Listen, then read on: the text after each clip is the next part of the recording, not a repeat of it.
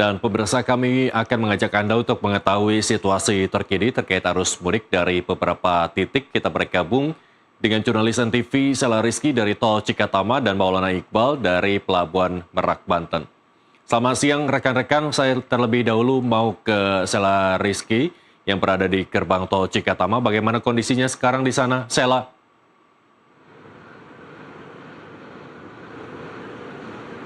Selamat sore Irsal dan juga pemirsa, kondisinya sebenarnya bisa terlihat di layar kaca Anda bahwa ini agak sedikit terjadi kepadatan menuju ke gerbang tol Cikatama itu sendiri. Dan memang untuk rekayasa lalu lintas sampai sejauh ini masih diberlakukan one way nasional. Dan untuk detailnya kameramen saya Ihsan Riyasyah akan menunjukkan kepada Anda bagaimana kondisi terkini menuju ke gerbang tol Cikatama. Ini adalah kendaraan dari Jakarta yang akan mengarah ke bagian timur atau mengarah ke kawasan Jawa Tengah dan juga Jawa Barat memasuki gerbang tol Cikatama. Tadi kalau kami lihat gitu, kami pantau memang terjadi kepadatan hanya di dekat pintu tol saja. Namun kalau saat ini sudah mulai terjadi kesendatan begitu menjelang sore hari. Kalau kami prediksi ini kira-kira ada sekitar 500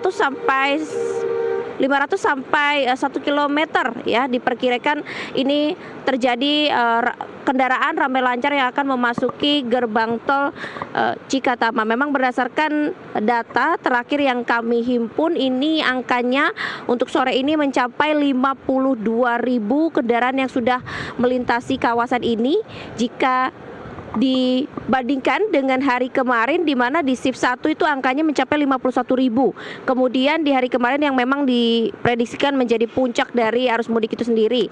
Kemudian untuk di shift 3-nya juga sama, hanya beda tipis di sekitar ratusan saja, tapi angkanya tetap mencapai 51.000 lebih. Namun kalau kita lihat pada sore ini belum memasuki shift 3, angkanya sudah tembus atau melewati dari 52.000. Ini artinya puncak arus mudik memang masih berlaku, masih terjadi di saat ini hingga kemungkinan nanti malam saat takbiran.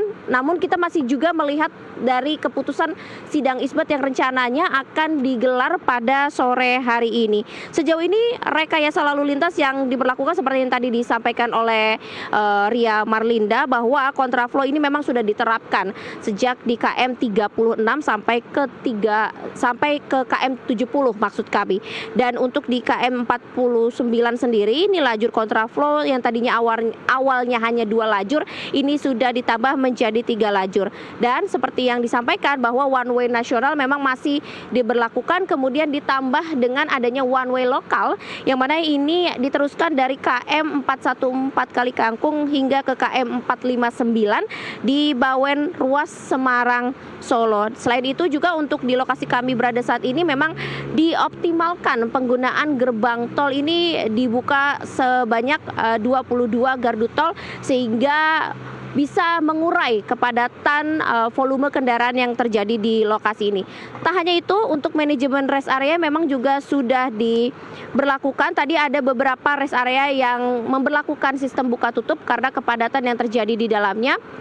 Oleh karena itu, dari pihak Jasa Marga ini kembali mengingatkan kepada para pengendara untuk bisa memaksimalkan waktu istirahat mereka hanya 30 menit saja. Namun, selain itu jika terjadi rest area terdekat, contoh misalkan di 57, kemudian di 72 ini masih ditutup, ini para pengendara bisa keluar pintu tol terdekat tanpa dikenakan biaya tol tambahan. Irsal.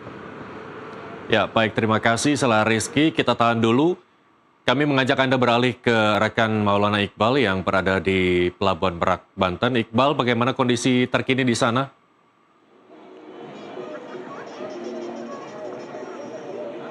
Ya, Irsal, seperti yang dapat terlihat di belakang saya ini masih banyaknya antrian dari para pemudik yang menunggu untuk menaiki kapal di dermaga 6 Pelabuhan Merak, Banten. Dan memang sejak pagi hari tadi ini sudah terlihat adanya antrian begitu, di mana pagi hari ini merupakan imbas dari adanya kepadatan pada dini hari tadi. Namun memang untuk siang hari ini kami pantau, sore hari ini masih terlihat lebih lengang, Irsal, meskipun seluruh kantung parkir ini sudah diisi oleh para kendaraan dari pemudik. Namun bila dibandingkan dengan pagi hari tadi, ini merupakan kondisi yang lebih lengang begitu, karena mereka ini baru menunggu 1 sampai dengan 2 jam. Sementara untuk yang pagi hari tadi ini cukup lama begitu Irsal dalam antrian menunggu, karena memang tidak hanya dalam kantung parkir di dalam pelabuhan yang penuh, namun juga pada pagi hari tadi di luar parkir juga, di luar loket pembayaran maksud kami, ini juga diisi oleh para kendaraan dari pemudik. Dan yang menarik Irsal, saat ini saya melihat adanya seorang pemudik yang membawa peliharaannya untuk mengikuti mudik pada tahun ini. Dan saya coba akan berbincang Irsal dengan salah satu pemudik ini. Halo Mbak, dengan siapa namanya? Reni. Oke, Mbak Reni ini kenapa memilih untuk mengajak hewan peliharaannya ikut mudik, Mbak? Kasihan di rumah dia sendirian, nggak ada yang ngurusin. Kalau dititipin di pet shop nggak boleh sama suami, kasihan juga. Jadi mending dibawa mudik. Emang biasa dia tiap tahunnya ikut mudik. Gitu. Nah ini pelengkapannya apa saja Mbak yang dibawa nih untuk membawa anak? Makanan kering, makanan basah, sama pasir, sama ini aja, air minum aja udah. Itu aja.